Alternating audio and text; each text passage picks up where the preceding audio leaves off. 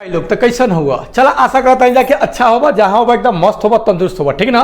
तारा ये वीडियो में हम लेके आए हैं बायोलॉजी के ए में मतलब एनसीईआरटी के अनुसार अध्याय 6 हो गए जैव प्रक्रम यानी लाइफ प्रोसेस, ठीक बा। लाइफ प्रोसेस यानी जैव प्रक्रम, ठीक ना।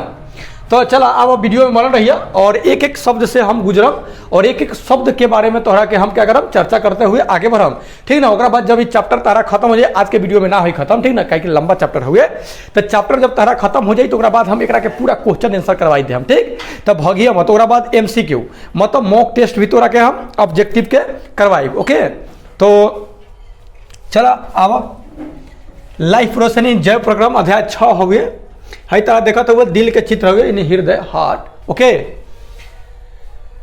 सबसे पहले हमने के जाने के बाद लाइफ प्रोसेस समझला। लाइफ मतलब जीवन का जो प्रोसेस बा, मतलब सांस लेवल ये सब जो हो ना, मेटाबॉलिक क्रिया। देखो हम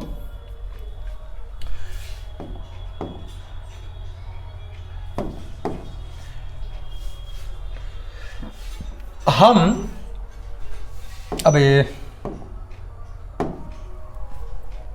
जैव मतलब हो खले जीवित, जीवित मतलब सजीव, ठीक बा।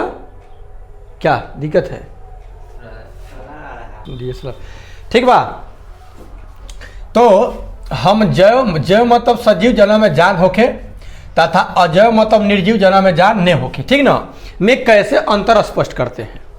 यदि हम कुत्ते को दौड़ते देखते हैं या गाय को जुगाली यानी पगुड़ी या अथवा मतलब जुगाली मतलब समझ लो पौरा ले लो गाय जी, गाय भैंस, अथवा गली में एक इंसान को जोर से चीखते हुए देखते हैं तो हम समझ जाते हैं कि क्या है, ये सजीव है। जब ऐसा एक्टिविटी करे मतलब सिंपल आमतौर पर देखा जाए तो, ठीक। यदि कुत्ता गाय या इंसान सो रहे हैं, अगर मान लीजिए कि सो रहा है तो वो तो दौड़ नहीं रहा है, जुगाली नहीं कर रहा है, चिल्ला नहीं रहा है, सोया हुआ है। तो सोया हुआ है तो बौआ थोड़ी रहा है, तब भी हम यही सोचेंगे कि ये सजीव है, तब भी हम यही सोचेंगे कि क्या सजीव है। लेकिन हम कैसे जानेंगे कि ये सजीव है। हम उन्हें सांस लेते देखते हैं, सांस ले रहा है तो मतलब कि जीवित है ना, ऐसे ना कहेंगे जी। और जान लेते हैं कि ये सजीव है। पौधों के बारे में हम कैसे जानेंगे कि सजीव है। अब पौधा तो चिल्लाता नहीं है, पौधा तो दौड़ता नहीं है, पौधा को तो ऐसा नहीं कि सोया हुआ है तो सांस ले रहा है तो दम ऊपर नीचे कर रहा है ना, उसका पेट फूल रहा है, पचक रहा है, फर्र फर्र कर रहा है ना। तब कैसे हम पौधा के जानेंगे कि वो सजीव है। हम में से कुछ कहेंगे कि वे हरे दिखते हैं। अब कुछ लोग कहेगा कि हरा है तो मतलब कि सजीव है, सूखा हुआ है तो सजीव नहीं है। तो पीला भी तो होता है कोई। लेकिन उन पौधों के बारे में क्या कहेंगे जिनकी पत्तियां हरी ना होकर के अन्य रंग की होती है। बहुत सारा ऐसा है जिसका पत्ता का रंग कुछ अलग होता है, सबका हरा ही नहीं होता है। जैसे जितना सजावटी फूल होता है उसका पत्ता तो अलग कलर का होता है। वे समय के साथ वृद्धि करते हैं, अतः हम कह सकते हैं कि वे सजीव है। हाँ, एक बात कह सकते हैं, समय के साथ वृद्धि कर रहा है, तब वृद्धि कर रहा है तो मतलब सजीव है। दौड़ नहीं रहा है, बोल नहीं रहा है तो इसका मतलब कि सजीव नहीं है, लेकिन वृद्धि तो कर रहा है ना। तो दूसरे शब्दों में कहे कि हम सजीव के सामान्य प्रमाण के तौर पर कुछ गतियों पर विचार करते हैं। ये वृद्धि संबंधी या अन्य गतियां हो सकती है, लेकिन वह पौधा भी सजीव है जिसमें वृद्धि परिलक्षित नहीं होती है, दिखाई नहीं देती है। परिलक्षित मतलब दिखाई नहीं देती है। कुछ जंतु सांस तो लेते हैं परंतु जिसमें गति स्पष्ट रूप से नहीं दिखाई देती, तो क्या वे सजीव नहीं है? हाँ, वो भी सजीव है। अतः दिखाई देने वाली गति सजीव के परिभाषित लक्षण के लिए पर्याप्त है। दिखाई देने वाली जो गति है वो सजीव के लिए क्या है? जीवन के लिए परिभाषित लक्षण है कि हाँ वो सजीव है। इतना ही जानने से हमको काम चलेगा उलेगा नहीं कि कुत्ता दौड़ रहा है, आदमी चिल्ला रहा है, ठीक ना, सोया हुआ है तो सांस ले रहा है तो उसका पेट फूल पचक रहा है। बस इतना से हम कह नहीं सकते हैं कि वो सजीव है, क्योंकि ऐसा पेड़ पौधों में तो पाया नहीं जाता है, ओके। तो देखिए, अति सूक्ष्म स्केल पर होने वाली गतियां आंखों से दिखाई नहीं देती है। उदाहरण के लिए अणुओं की गति दिखाई तो नहीं देती है। अब आप कहेंगे कि अनु का कोनो लड़की के नाम है अनु? नहीं भैया, अनु जैसे मान लीजिए कि हम लोगों के शरीर की अगर बात बोला जाए तो कोशिकाओं से मिलकर बना हुआ। क्या चीज से मिलकर बना है? कोशिका से। ठीक है, उसी तरह से हम लोग और पदार्थों के बारे में जिक्र करते हैं तो परमाणु अणु की बात करते हैं कि परमाणु से मिलकर बना है, फिर परमाणु मिला है तो अणु बना है। ठीक ना, तो ये आणविक गतियां हुआ। ठीक ना, तो एक बायोलॉजी में हम कोशिका कहते हैं, ऊतक कहते हैं, अंग कहते हैं, अंगतंत्र कहते हैं, पूरे शरीर को कहते हैं। ठीक है, और उसमें जो है उसमें क्या कहते हैं? परमाणु अणु कहते हैं। तो एक तरीका से हम लोग अणु भी कह सकते हैं।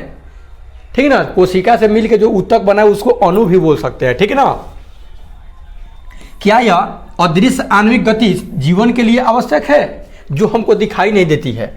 यदि हम यह प्रश्न किसी व्यवसायी जीव वैज्ञानिक से करें, जो बिजनेस वाला जो जीव वैज्ञानिक है उनसे करें, तो उनका उत्तर सकारात्मक होगा। वो कहेंगे कि हाँ भैया एकदम सही है, हाँ मतलब कि मतलब सजीव है, अर्थात उसमें आणविक गतियाँ हो रही है तो सजीव है, आणविक गतियाँ नहीं हो रही तो निर्जीव है।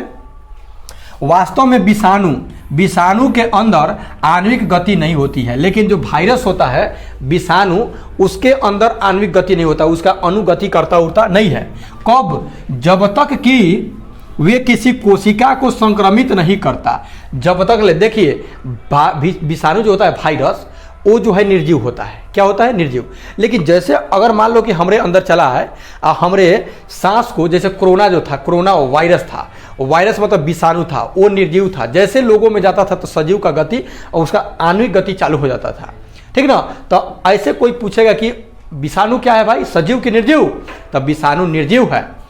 सजीव तब है जब किसी शरीर में वो प्रवेश कर करके उससे क्या करेगा, अपना भोजन वोजन करने लगेगा। अतः इसी कारण यह विवाद बना हुआ है कि वास्तव में सजीव है या नहीं। कौन?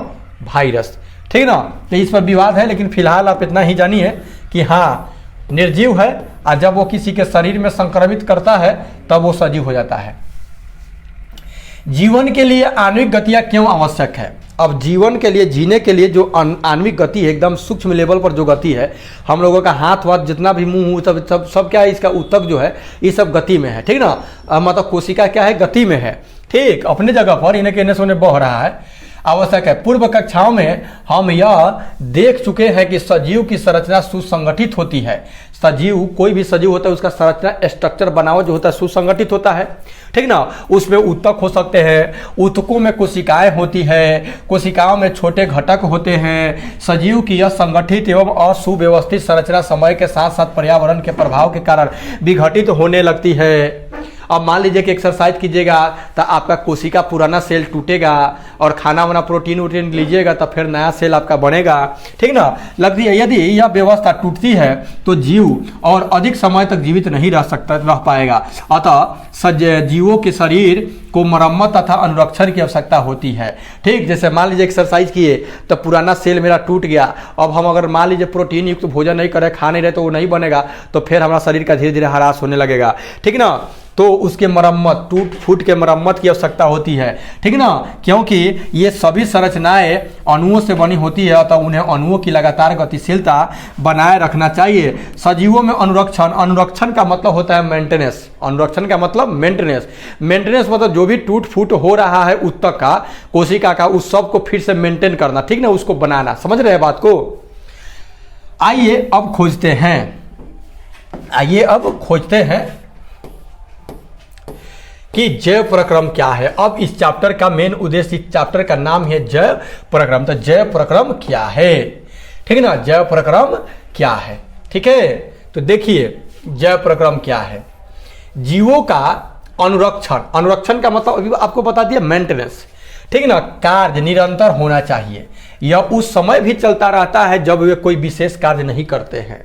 जब हम सो रहे हो अथवा कक्षा में बैठे हो, उस समय भी यह अनुरक्षण का काम चलता रहता है। टूट फूट का मरम्मत होते रहता है, सांस लेना, सांस छोड़ना, ये सब क्रिया होते रहता है।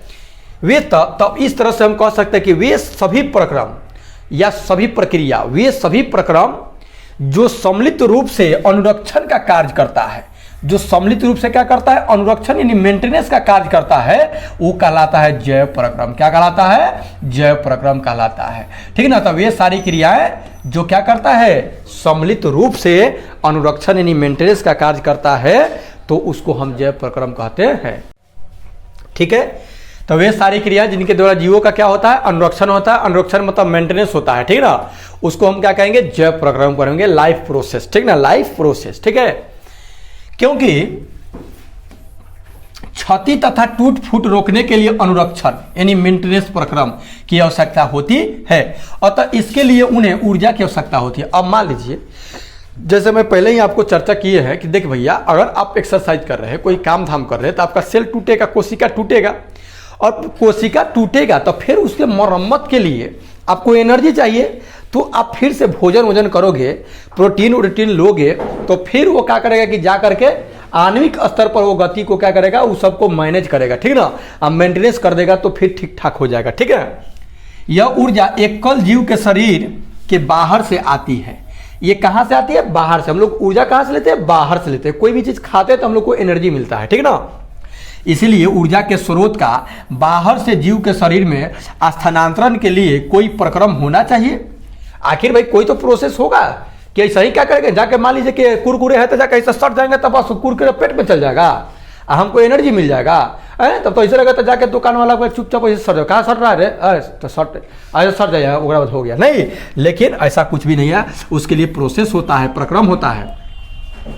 इस ऊर्जा के स्रोत को हम भोजन तथा शरीर के अंदर लेने के प्रक्रम को पोषण कहते हैं।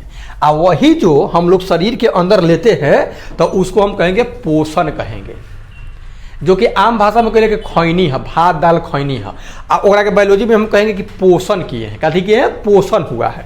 ठीक, यदि जीव में शारीरिक वृद्धि होती है, शरीर में अगर वृद्धि होती है, तो इसके लिए उसे बाहर से अतिरिक्त कच्ची सामग्री की भी आवश्यकता होगी। बाहर से अतिरिक्त कच्ची सामग्री भी चाहिए,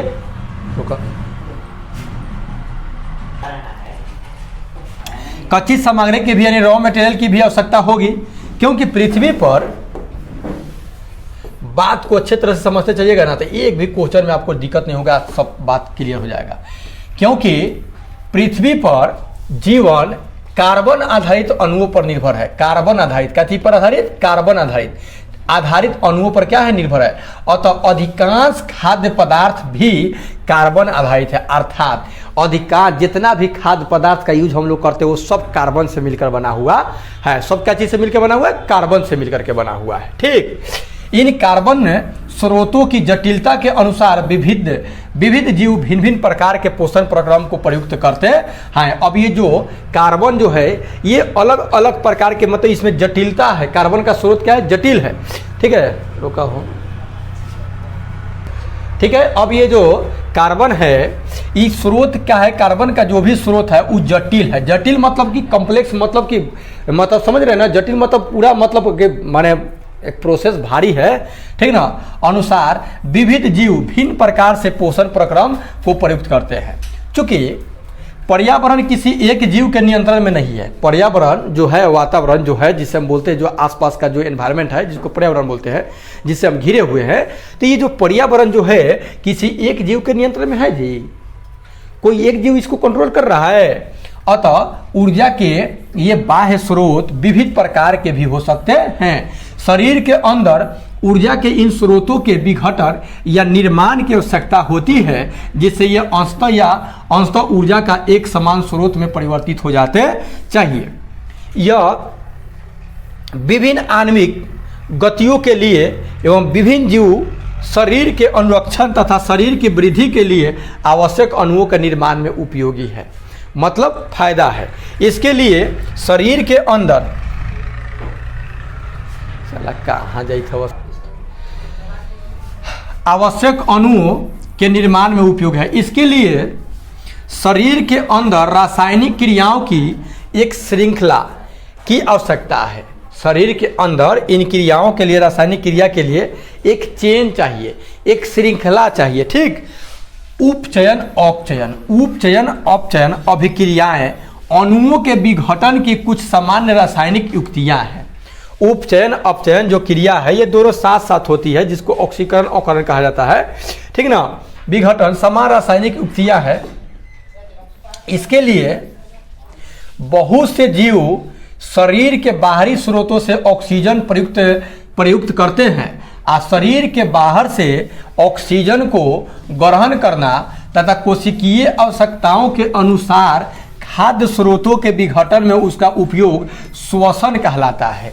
ऑक्सीजन शरीर के बाहर से कहती है ऑक्सीजन ग्रहण करना तथा कोशिकीय आवश्यकता के अनुसार खाद्य स्रोतों के विघटन में, और कोशिकीय, ठीक ना, आवश्यकता, कोशिका को जो आवश्यकता होगा उसके अनुसार खाद्य स्रोतों के विघटन मतलब तोड़ना, कि उसका उपयोग कर, तो ये कहलाएगा श्वसन। अर्थात श्वसन उन सभी क्रियाओं का सम्मिलित रूप है जब से शरीर में क्या होता है, ऊर्जा का उत्पादन होता है। क्या होता है? शरीर में ऊर्जा का उत्पादन होता है। ठीक, एक कोशिकीय जीव की पूरी सतह पर्यावरण के संपर्क में रहती है, जो एक कोशिका से बना है। अब ऐसा इसे लेकर तक तुरेंगे तो इनमें लाखों करोड़ों कोशिका होगा। और जो जीव एक कोशिका का बना हुआ है, जैसे आप अमीबा को जानते होंगे। अमीबा का जो शरीर है मात्र एक कोशिकाओं का क्या होता है, बना होता है। तो ये जो अमीबा जो होता है, इसका शरीर, अमीबे ही नहीं, जो भी एक कोशिकीय जीव है, इस सबका शरीर क्या होता है कि पूरी तरह से पर्यावरण के संपर्क में रहता है। किसके संपर्क में? पर्यावरण के संपर्क में रहता है। अब हम लोगों का फेफड़ा पर्यावरण के संपर्क में है, अंदर है ना, शरीर के अंदर है, लेकिन उसका जो शरीर होता है सब पर्यावरण का। एक कोशिका से तो मुंह, नाक, कान के बाद कहाँ से आ रहा है? अतः इन्हें भोजन ग्रहण करने के लिए, गैसों का आदान प्रदान करने के लिए, वर्ज्य मतलब कि जो अपशिष्ट पदार्थ है उसके निष्कासन के लिए किसी विशेष अंग की आवश्यकता नहीं होती है कि खाए लगे मुंह है, ठीक ना, उसके बाद खाने के लिए मुंह है, उसके बाद क्या करने के लिए, भोजन ग्रहण करने के लिए गैस के आदान प्रदान के लिए नाक बनाया हुआ है। ऐसा कुछ वर्ज्य पदार्थ मतलब जो अपशिष्ट पदार्थ है उसको शरीर से निकालने के लिए अलग स्थान बना हुआ है। ऐसा कुछ हो इसमें एक कोशिकीय में नहीं होता है। लेकिन जब जीव के शरीर का आकार बढ़ता है तथा शारीरिक अभिकल्प अधिक जटिल होता जाता है, तब क्या होता है भाई? तब यही होता है कि उसके लिए अलग अलग सब अंग होता है, ठीक ना। अतः साधारण विसरण सभी कोशिकाओं के आवश्यकताओं की पूर्ति नहीं कर सकता था। उसमें जो अब आपसे क्वेश्चन पूछेगा कि बताइए अमीबा में खाद्य पदार्थों का जो संश्लेषण होता है किस क्रिया से होता है, तो विसरण क्रिया से होता है। कौन सा क्रिया से होता है? विसरण। श्वसन की भी बात बोलेगा तो विसरण क्रिया, क्योंकि पूरा शरीर उसके वातावरण में रहता है, ठीक है। लेकिन बहुकोशिकीय जो जीव है उसमें विसरण क्रिया से आवश्यकताओं की पूर्ति, कोशिका को जो भी चीज आवश्यकता है वो नहीं हो सकती। हम पहले भी देख चुके हैं कि बहुकोशिकीय जीवों में विभिन्न कार्यों को करने के लिए भिन्न भिन्न अंग विशिष्टीकृत हो जाते हैं। बहुकोशिकीय, हम लोग बहुकोशिकीय हैं तो हम लोगों के लिए अलग अलग काम को करने के लिए अलग अलग अंग है कि नहीं है? हाथ है, मुंह है खाने के लिए, नाक है सांस लेने के लिए, आँख है देखने के लिए, ठीक ना, उंगली है किसी चीज़ को पकड़ने के लिए, अंग है। लेकिन एक कोशिकीय जीव में ऐसा कुछ भी नहीं है। हम इन विशिष्टीकृत ऊतकों से तथा जीव के शरीर में उनके संगठन में से परिचित हैं। अतः इसमें कोई आश्चर्य की बात नहीं है कि भोजन तथा ऑक्सीजन का अंतग्रहण भी विशिष्टीकृत ऊतकों का कार्य है। परंतु इससे एक समस्या पैदा होती है। यद्यपि भोजन एवं ऑक्सीजन का अंतग्रहण कुछ विशिष्ट अंगों द्वारा ही होता है, परंतु शरीर के सभी भागों में इनकी आवश्यकता होती है। देखिए, ऑक्सीजन और भोजन को ग्रहण करने के लिए विशिष्ट अंग, जैसे हम लोगों में देखा जाए तो मुंह है, ठीक, मुंह है। लेकिन ये जो ऑक्सीजन जाता है तो खाली मुंह को ही जरूरी नहीं है ऑक्सीजन, हमारे पूरे शरीर के लिए ऑक्सीजन जरूरी है। हम जो भोजन करते हैं तो हमें खाली मुंह को नहीं मिलता है, पूरे शरीर को मिलता है, ठीक ना, आवश्यकता होती है। इस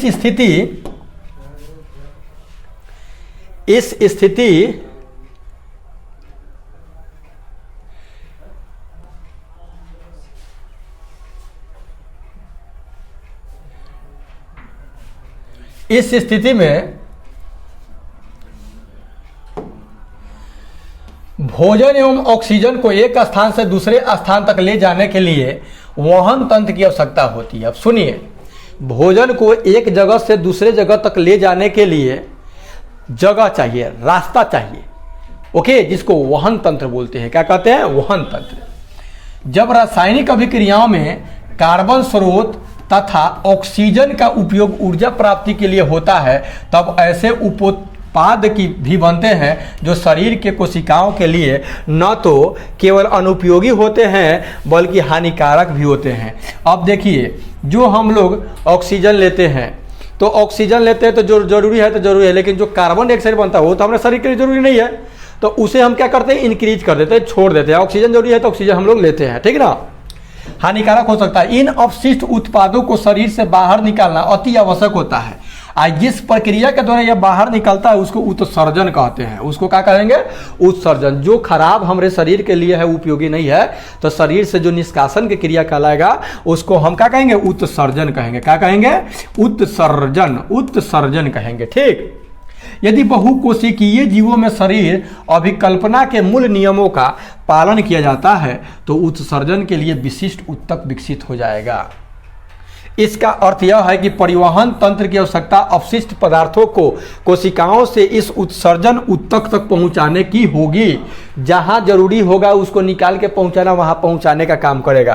तो आइए हम जीवन का अनुरक्षण यानी मेंटेनेंस करने वाले आवश्यक प्रक्रमों के बारे में एक एक करके विचार करते हैं, ठीक ना। उसके पहले यहाँ पे कुछ प्रश्न दिया हुआ है, कुछ प्रश्न दिया है, देखिए जरा सोचिएगा। कह रहा है कि हमारे जैसे बहुकोशिकीय जीवों में, शायद आपको कम दिखाई देता होगा, घबराइएगा मत, क्वेश्चन जब करवाएंगे तो करवा देंगे, कि हमारे जैसे बहुकोशिकीय जीवों में ऑक्सीजन की आवश्यकता पूरी करने में विसरण क्यों अपर्याप्त है।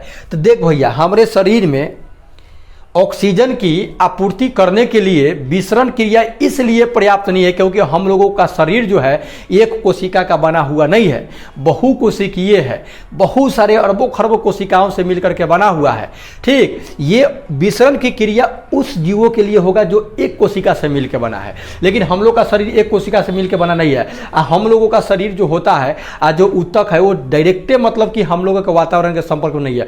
हम लोगों के लिए क्या है, मुंह नाक आंख सब अंग बनाया गया है, ठीक ना, विशिष्ट अंग है, संरचना है, ठीक है, इसलिए अपर्याप्त नहीं है। कोई वस्तु सजीव है, इसका निर्धारण करने के लिए हम किस मापदंड का उपयोग करते हैं, तो आणविक गति का। किस चीज का, आणविक गति का। हम छोटे लेवल की बात करें तो आणविक गति का हम क्या करते हैं, उपयोग करते हैं। कि आणविक गति हो रही है तो मतलब सजीव है, अगर आणविक गति नहीं हो रहा है तो निर्जीव है। ऐसे उपरवार अगर बोला जाए तो भाई सांस ले रहा है, चल रहा है, ठीक ना, भोजन कर रहा है तो सजीव है ना, नहीं तो निर्जीव है। किसी जीव द्वारा किन कच्ची सामग्रियों का उपयोग किया जाता है, तो कोई भी जीव जो होता है वो रॉ मटेरियल कच्ची सामग्री, तो कार्बन जैसे कच्ची सामग्री का उपयोग करता है, ठीक ना, और उसके बाद अपना भोजन बनाता है। जीवन के अनुरक्षण के लिए आप किन प्रक्रमों की आवश्यक मानेंगे। देखिए, लाइफ प्रोसेस को चलाने के लिए तो जो ऊतक टूट फूट करता है, ठीक ना, उसके लिए ऊर्जा चाहिए हमको। क्या चाहिए, ऊर्जा। करें कि जीवन के अनुरक्षण के लिए आप किन प्रक्रमों की आवश्यकता मानेंगे, तो कौन सा प्रक्रम हो सकता है, वो जैव प्रक्रम होगा। क्या होगा, जैव प्रक्रम होगा, ठीक है। आइए अब हम जानेंगे कि ये जो जीव होता है तो जो डायरेक्टेड संपर्क में नहीं है, तो संपर्क में जब डायरेक्टेड नहीं है तो उसके लिए पोषण हम पढ़ेंगे। अब पोषण, न्यूट्रिशन, क्या, न्यूट्रिशन यानी पोषण। तो अब जानेंगे हम लोग अगला टॉपिक। तो जैव प्रक्रम तो हो गया कि जीवों के अनुरक्षण के लिए जो भी प्रोसेस अपनाया जाता है वो सब क्या होता है, जैव प्रक्रम होता है। जैव प्रक्रम वो सारी क्रियाओं का सम्मिलित रूप है। मतलब जैव प्रक्रम किसको कहेंगे, जैव प्रक्रम क्या कहेंगे, जिससे क्या होता है, हमारा शरीर में जो टूट फूट होता है उसका क्या होता है, मेंटेनेंस होता है, यानी अनुरक्षण होता है। देखिए पोषण क्या है, जब हम टहलते हैं या साइकिल की सवारी करते हैं तो हम ऊर्जा का उपयोग करते हैं। आप खैले पीले नहीं है, एकदम भूखले कह दिया जाके अब साइकिल चलाओ, 2 कट्ठा खेत, एक कट्ठा खेत के 4 गो कोन कोड़ दो, कोड़ोगे नहीं ना, कोड़ पाओगे। कह देंगे कि बिना खैले पीले दौड़ो, दौड़ेगा नहीं, दौड़ेगा, ठीक। ओकरा ला का चाहिए, ऊर्जा चाहिए। उस स्थिति में भी जब हम कोई आभासी क्रियाकलाप नहीं कर रहे हैं, हमारे शरीर में क्रम की स्थिति के अनुरक्षण करने के लिए ऊर्जा की भी आवश्यकता होती है। सांस भी ले रहे हैं तो एनर्जी चाहिए, ना तक 2-4 दिन खियावल मत खाइए, तब देखिए सांसों ले में हालत खराब हो जाएगा। हमारे शरीर में क्रम के अनुसार अनुरक्षण की ऊर्जा की आवश्यकता होती है। वृद्धि, विकास, प्रोटीन संश्लेषण आदि में हमें बाहर से भी पदार्थों की आवश्यकता होती है। यह ऊर्जा का स्रोत तथा पदार्थ जो हम खाते हैं वह भोजन है। ये जितना भी हम लोग भोजन करते हैं उसी से ना हम लोगों को एनर्जी मिलता है, ठीक है। अब देखिए सजीव अपना भोजन कैसे प्राप्त करता है, जो भी सजीव है वो भोजन कैसे प्राप्त करता है, इस चीज पर हम लोग जानेंगे। देखिए सभी सजीवों में ऊर्जा तथा पदार्थ की समान आवश्यकताएं समान है। सभी जीवों में ऊर्जा और पदार्थ की सामान्य आवश्यकता सब में पाया जाता है, ठीक, लेकिन इसकी आपूर्ति भिन्न भिन्न विधियों से होती है। लेकिन सबको एनर्जी चाहिए। जीवित है तो कोई काम करने के लिए, कोई भी काम हो, कोई भी एक्टिविटी, उसके लिए क्या चाहिए? उसको एनर्जी चाहिए। और एनर्जी जो प्राप्त करने के विधि होगा सभी में अलग अलग होगा, एक जैसा नहीं होगा। कुछ जीव अकार्बनिक स्रोतों से कार्बन डाइऑक्साइड तथा जल के रूप में सरल पदार्थ प्राप्त करते हैं। ये जीव स्वपोषी होते हैं, अर्थात जो अपना भोजन स्वयं संश्लेषित करता है, स्वयं बनाता है, उसे सजीव स्वपोषी कहते हैं, जिसमें सभी हरे पौधे तथा कुछ जीवाणु भी है। जितना हरा पौधा सब होता है वो सब अपना भोजन खुद बनाता है, ठीक है। और कुछ बैक्टीरिया भी है, कुछ जीवाणु भी है जो कि अपना भोजन स्वयं बनाता है। अन्य जीव जटिल पदार्थों का उपयोग करते हैं। इन जटिल पदार्थों को सरल पदार्थों में खंडित करना अनिवार्य होता है। जटिल पदार्थ का उपयोग करता है, तो जटिल पदार्थ जब जाता है तो उसके लिए हम लोगों का अंग बना हुआ है जो कि उसको तोड़ ताड़ करेगा, ठीक ना, तोड़ेगा, ठीक, तोड़ना अनिवार्य है ताकि ये जीव के समारक्षण तथा वृद्धि में प्रयुक्त हो सके। इसे प्राप्त करने के लिए जीव जैव उत्प्रेरक का उपयोग करते हैं, जिन्हें एंजाइम कहते हैं। इसको क्या कहेंगे हम? एंजाइम कहते हैं। जो मतलब उसको तोड़ने फोड़ने का काम करता है उसको एंजाइम कहेंगे। मान लीजिए कि हम रोटी दाल खाएं, तो रोटी दाल खाएं, जैसे मान लीजिए कि हम भोजन कर रहे हैं तो मुंह में जब जाता है तो लार है, वो भी एंजाइम है जो कि क्या करेगा? उसको मतलब कि लपेटने सपेटने का काम करेगा और उसके बाद अंदर हो जाएगा, ठीक, एंजाइम। अतः विषमपोषी उत्तरजीविता के लिए प्रत्यक्ष या परोक्ष रूप से स्वपोषी पर आश्रित होते हैं। अर्थात जो हम लोग जो है परपोषी जीव हैं, जो कि स्वपोषी जीवों पर आश्रित है, पेड़ पौधों पर आश्रित है ना जी। जंतु तथा कवक इसी प्रक्रम के विषमपोषी जीव है। जंतु और कवक भी जो है इसी प्रक्रम का मतलब कि परपोषी है। क्या है? परपोषी है। अब हम लोग जानेंगे स्वपोषी के बारे में। अब हम किसके बारे में जानेंगे? स्वपोषी के बारे में, ठीक, कि स्वपोषी क्या है, ठीक है। जरा देखिए स्वपोषी, तो स्वपोषी जीव की कार्बन तथा ऊर्जा की आवश्यकताएं प्रकाश संश्लेषण द्वारा पूरी होती हैं। जो उसको कार्बन चाहिए और भी जो भी चीज चाहिए उसकी आवश्यकता की पूर्ति क्या चीज से होगा? प्रकाश संश्लेषण से होगा। क्या चीज से होगा? प्रकाश संश्लेषण। अब ये प्रकाश संश्लेषण क्या होता है? तो यह वह प्रक्रम है जिसमें स्वपोषी बाहर से लिए पदार्थों को ऊर्जा संचित रूप में परिवर्तित कर देता है। ये प्रकाश संश्लेषण क्रिया से ही क्या करता है कि ऊर्जा लेकर के उसको क्या करता है? परिवर्तित कर देता है। ये पदार्थ जो होते हैं कार्बन डाइऑक्साइड तथा जल के रूप में लिए जाते हैं। वो कार्बन डाइऑक्साइड और जल के रूप में लिए जाते हैं, जो सूर्य के प्रकाश तथा क्लोरोफिल की उपस्थिति में, सूर्य के प्रकाश और क्लोरोफिल की उपस्थिति में कार्बोहाइड्रेट में परिवर्तित कर दिए जाते हैं, ठीक। जो स्वपोषी जीव होते हैं वो क्या करते हैं कि कार्बन डाइऑक्साइड, जल लेते हैं, सूर्य के प्रकाश तथा क्लोरोफिल की उपस्थिति में कार्बोहाइड्रेट में उसको रूपांतरित कर देते हैं, चेंज कर देते हैं और अपना आवश्यकता की पूर्ति कर लेता है, उसको एनर्जी मिल जाता है, ठीक है। कार्बोहाइड्रेट पौधों को ऊर्जा प्रदान करते हैं और कार्बोहाइड्रेट से क्या होता है? पौधों को ऊर्जा मिलता है, ठीक, प्रयुक्त होता है। अगले अनुभाग में हम अध्ययन करेंगे कि यह कैसे होता है। जो कार्बोहाइड्रेट तुरंत प्रयुक्त नहीं होते हैं उन्हें मंड के रूप में संचित कर लिया जाता है, और जो कार्बोहाइड्रेट का उपयोग नहीं हो पाता है वो मंड मतलब एक जगह इकट्ठा कर लिया जाता है। यह रक्षित आंतरिक ऊर्जा की तरह कार्य करेगा तथा पौधों द्वारा आवश्यकता अनुसार प्रयुक्त कर लिया जाता है और बाद में उसका जब आवश्यकता पड़ेगा तो उसका उपयोग कर लिया जाता है। कुछ इसी तरह की स्थिति हमारे अंदर भी देखी जाती है। हमारे द्वारा खाए गए भोजन में से व्युत्पन्न ऊर्जा, जो उत्पन्न ऊर्जा होगा उसका कुछ भाग हमारे शरीर में ग्लाइकोजेन के रूप में संचित हो जाता है। ऊर्जा के कुछ ग्लाइकोजेन के रूप में संचित है, जब हमको चाहिए तो उसी से एनर्जी हमको मिलेगा, ठीक है। आप यहाँ एक चित्र देख रहे हैं, मध्य राशि, मध्य शिरा है, पत्ता है, ठीक ना, पर्ण पटल, शिरा हो गया, ठीक ना, फोलोएम, जाइलम, संवहन बंडल, ये उसका चित्र दिया गया है, ठीक ना, जिसके माध्यम से पेड़ पौधों में क्या होता है? ऊर्जा, मतलब कि भोजन अपना पेड़ पौधा बनाता है, ठीक है ना, इसी के माध्यम से सब जाता है।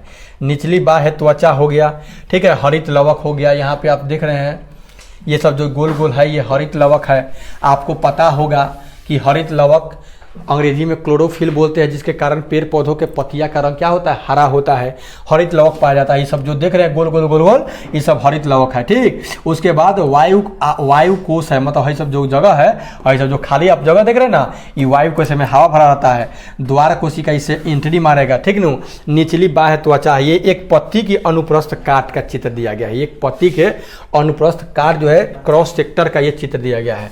ऊपरी बाह्य त्वचा है, मोमी क्यूटिकल है, ये क्या है, मोमी क्यूटिकल है ऊपर वाला भाग, ओकरा नीचे वाला ऊपरी बाह्य त्वचा है। फ्लोएम है, ये क्या है, ऊपर वाला जो देख रहे हैं फ्लोएम है, ये नीचे वाला क्या है, जाइलम है। ये सब दोनों के मिलकर संवहन बंडल का निर्माण किया है, ठीक ना। तो इस प्रकार से ये चित्र आपका है, ठीक ना। अब देखिए, अब हम देखते हैं, ए बुड़बक तो दिमाग लगाता है लेने।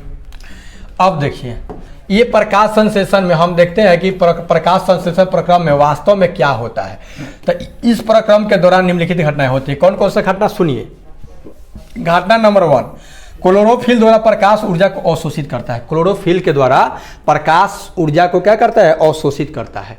अगर पेड़ पौधा में क्लोरोफिल नहीं रहेगा तो ऊर्जा को, प्रकाश के में जो ऊर्जा है उसको ये अवशोषित कर नहीं पाएगा, ठीक ना।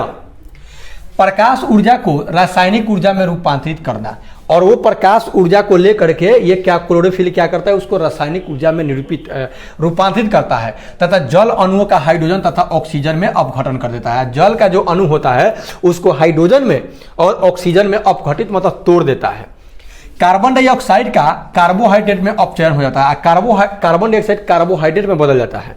यह आवश्यक नहीं है कि ये चरण तत्काल एक के बाद दूसरा हो, ये मतलब ये कोई नहीं कहा जा सकता कि एक के बाद दूसरा। उदाहरण के लिए मरुद्भिद पौधों रात्रि में कार्बन डाइऑक्साइड लेते हैं। जो मरुद्भिद जो पौधे होते हैं वो क्या होते हैं कि रात्रि में कार्बन डाइऑक्साइड लेते हैं और एक मध्यस्थ उत्पाद बनाते हैं।